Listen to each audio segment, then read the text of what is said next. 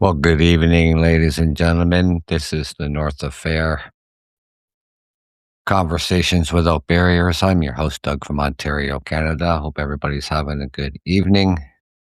We're just digging out of a bit of a snowstorm overnight. Yesterday evening was some freezing rain going on, and then, of course, snowfall on top of that. Yeah, an exciting evening and night and snow flurries throughout the day. But winter is here and it's not officially winter yet. 6 years of bills, 6 years of nothing. And since 2019, Ontario has passed bill after bill promising more homes, faster approvals, and better support. More homes, more choice, more homes for everyone. More homes built faster, helping home buyers protecting tenants, cutting red tape, building faster and smarter, fighting delays. 6 years of headlines. But here's the truth. None of these bills funded the 807,000 homes family need, and this is what we need to be building in the next 10 years. Deeply affordable housing, 807,000. So tonight we're exposing 6 years of legislative churn and 6 years of nothing for affordability. In 2019, Bill 108, more homes, more choice. Streamline planning. Cut development charges. They made for faster permits. No funding for deeply affordable units. In 2022, Bill 109, more homes for everyone, imposed municipal timelines for approvals. Accountability for cities. No affordability guarantees. In 2022, Bill 23, more homes built faster. Aggressive supply push. Reduced conservation authority powers. It boosted raw supply. It didn't cut municipal revenue for affordable housing. No affordability mandates. In 2023, Bill 97, helping home buyers protecting tenants. Tweaks to the tenancy rules and planning. Some tenant language. No rent control expansion. No affordability funding. In 2024, Bill 185, cutting red tape to build more homes. Deregulation. Standardized approvals. It reduced bureaucracy. No affordability or tenant protections. In 2025, Protecting Ontario by Building Faster and Smarter Act standardized rules capped inclusionary zoning at 5% for 25 years. Predictability for builders. Gutted municipal ability to secure long-term affordability units. In 2025, Bill 60, Fighting Delays, Building Faster Act, the ominous reforms faster landlord and tenant board timelines, speed for developers and landlords, tilted against tenants, no affordability funding. What these bills actually did: speed up deregulation, streamlined approvals, cut fees, standardized rules, even builders' initiatives, predictability, reduce municipal powers, capped affordability requirements, and the tenant impacts: faster evictions, weaker municipal protections. These bills were about speed, not affordability. What they didn't do: no funding for deeply affordable housing.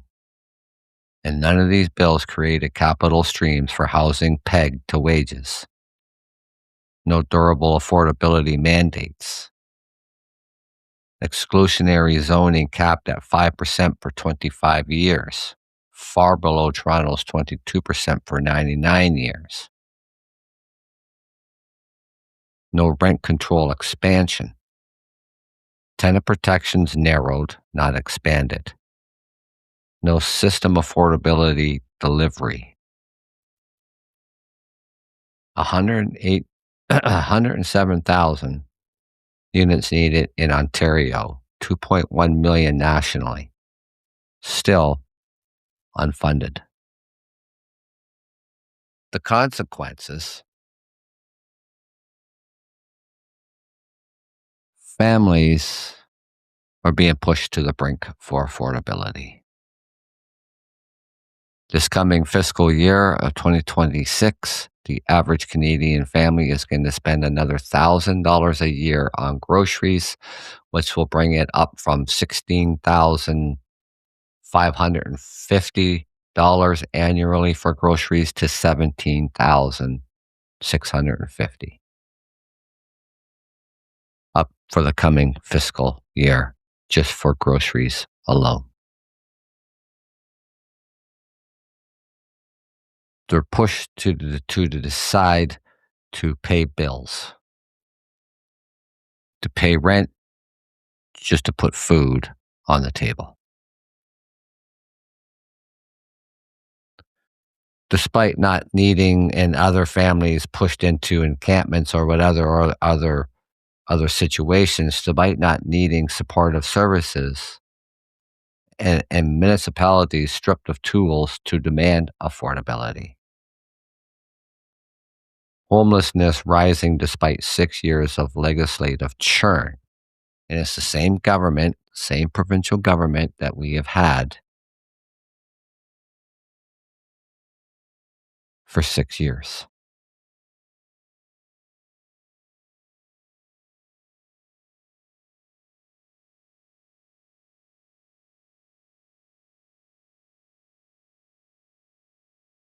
Homelessness rising despite 6 years of legislative churn.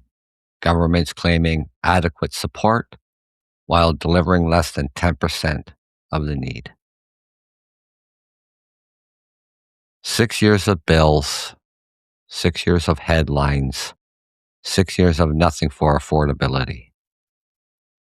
Ontario streamlined approvals, cut fees, capped exclusionary zoning, but never funded the homes family need.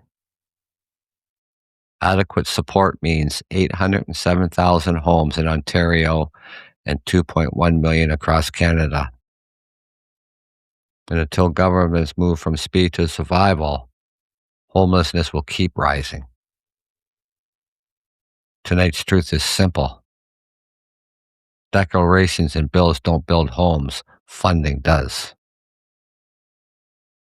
London's mayor, Chatham-Kent mayor, has now joined other mayors in the province of Ontario, asking the Ontario government, to declare a emergency on homelessness and addiction.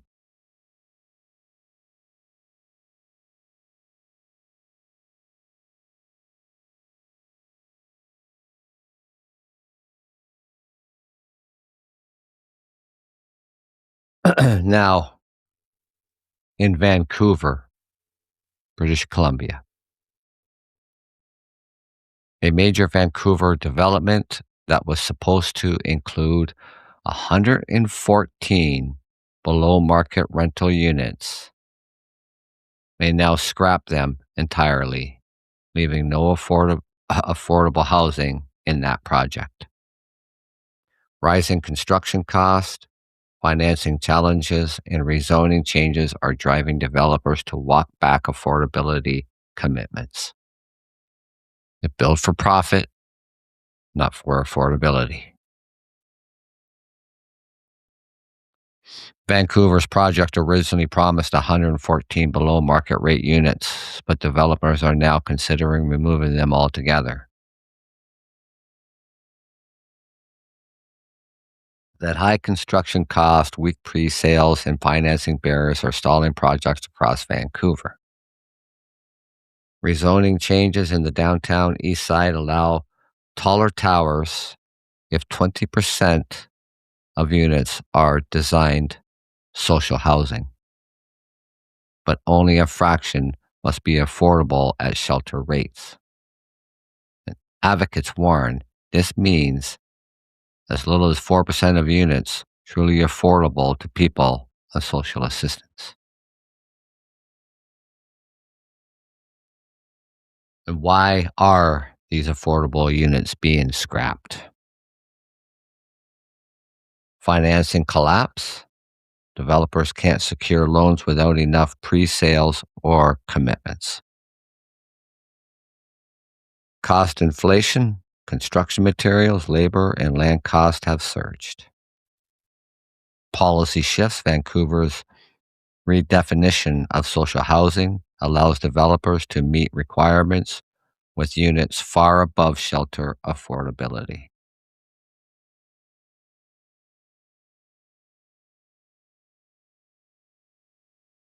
I mean, who are we building for, anyways? You know, Toronto, Vancouver, Toronto are probably the most expensive cities to live in here in Canada. London's not far behind here in Ontario, where the average rent for a one bedroom ranges from anywhere from 1,650 to 1,750 for a one bedroom. In the city of Toronto, it's $2,400 and up for a one bedroom.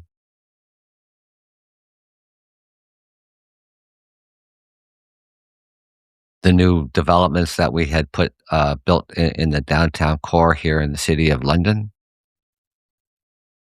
those rents are well over $2,000 a month, pushing $3,000 a month. So who are they building for? I can tell you right now that here in the city of London, here in Ontario, you have to be making at least $150,000 a year to be able to afford to buy a house. Middle class families are not making $150,000 a year. People are paying anywhere from 40 to even up to 50% of their earnings on rent alone.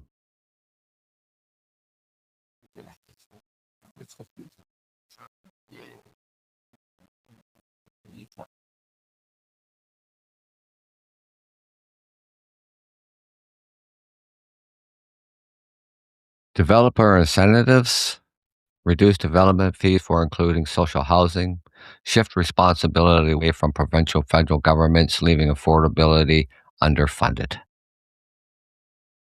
The loss of promised affordability, families and low income residents lose access to below market units. Encampment and pressure. With fewer affordable homes, more people are pushed into precarious housing and or homelessness. Rezoning accelerates luxury towers while replacing only a fraction of single room occupancy. The credibility gap. Governments and developers claim progress, but the math shows affordability is shrinking. In Vancouver, 114 promised affordable units may vanish. Rezoning now refines social housing so loosely that only 4% of the units in new towers are affordable at shelter rates. That's not support, it's substitution. Families are left outside while developers cash in. 6 years of bills in Ontario and now Vancouver scrapping affordability. The pattern is clear. Governments deliver headlines, not homes.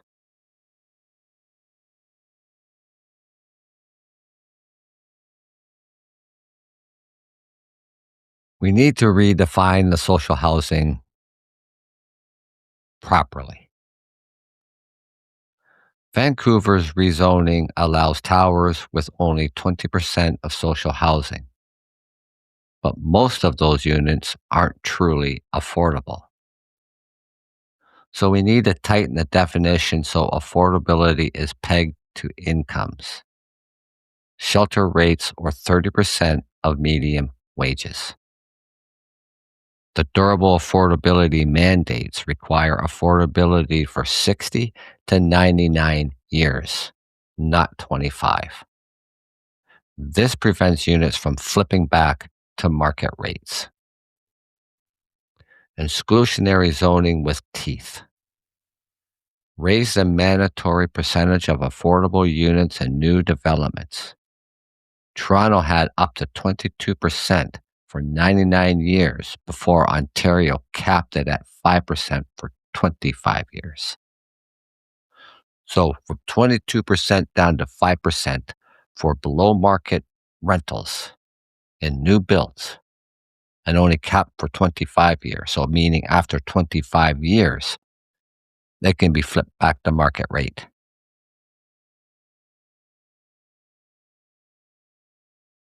Public co-financing. Governments can step in with capital grants or low-interest loans to cover the gap between market rents and affordability rents.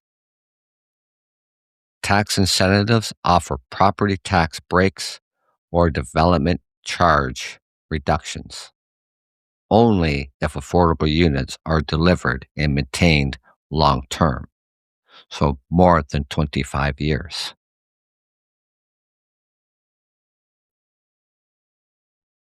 Risk-sharing funds. Create municipal, provincial funds that absorb financing risk when developers can't secure loans, ensuring affordability commitments survive downturns. The community and coalition angles. Nonprofit partnership. Shift projects to nonprofit housing providers who can guarantee affordability without shareholder pressure. Land trust.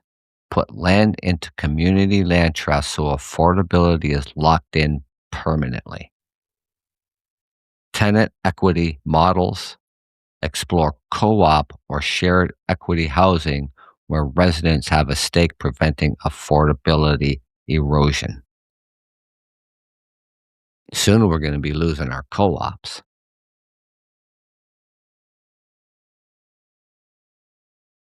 If we double the capacity of the co-ops we have right now, approximately something like 125,000 units, we double that to 250,000 units, we'd be able to house 300,000 people.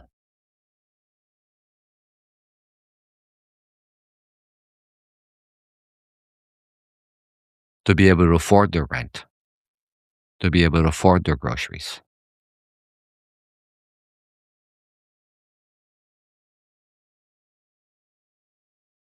Comparative angles. Here's a Vienna model. City builds and owns housing directly, pegged to wages, ensuring affordability across generations. Singapore model. Government provides subsidized housing at scale, treating it as infrastructure. Northern Ireland, cautionary tale, scrapping social housing led to affordability to collapse. Vancouver risks repeating this. Developers say costs are too high. They say so they scrap affordable units. But affordability isn't optional, it's survival. Governments can redefine social housing, extend affordability mandates, co finance the gap, and partner with nonprofits. Vancouver's choice is clear: either lock affordability in with durable policy or watch families get locked out.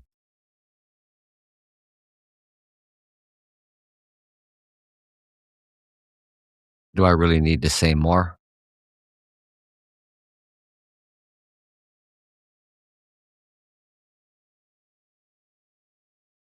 What are we doing here in Canada?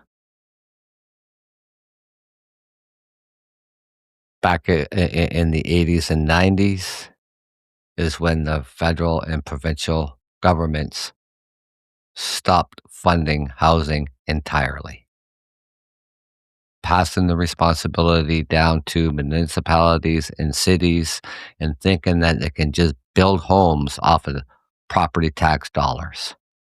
And that's not what the money is meant to do.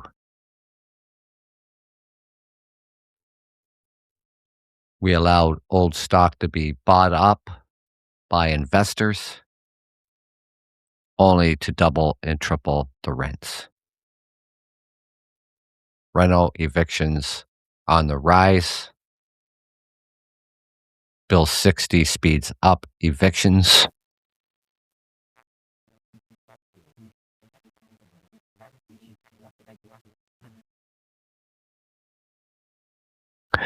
People spending anywhere between 40 to 50% of their wages on rent.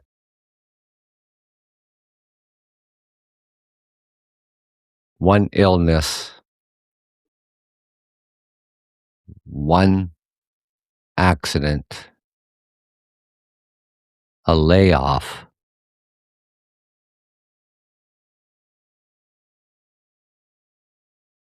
low-income workers will become homeless.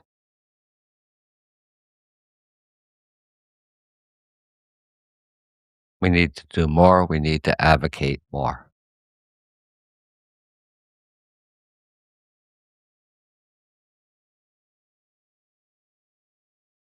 Now,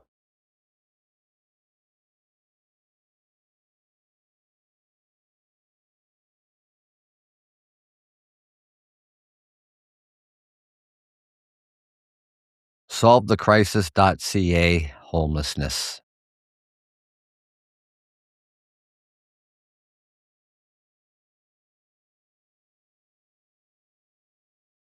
Was able to I could go on that website. I was able to draft a letter to the premier and his cabinet, and it reads as follows: Dear Premier Ford and Cabinet, homelessness in Ontario has become a sorry, humanitarian crisis. With over 1,400 encampments, municipalities are being forced to manage a problem that is provincial in scope. Housing, mental health, and addiction supports are your responsibility. Yet cities are left without the funding or leadership to scale proven solutions. In London, I see firsthand how rents outpace wages, shelters overflowed, and lives are lost. Municipalities cannot solve this alone. We need provincial action now. Appoint a dedicated minister for homelessness and housing.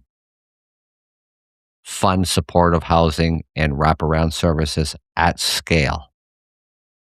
Establish a provincial task force to coordinate solutions. This is about dignity and survival. Ontario residents deserve a government that takes responsibility and acts decisively. That's what was sent out. So I hope you can join me next time here on North Affair Conversations Without Barriers. I'm your host, Doug. Thank you for joining me. Have a good night.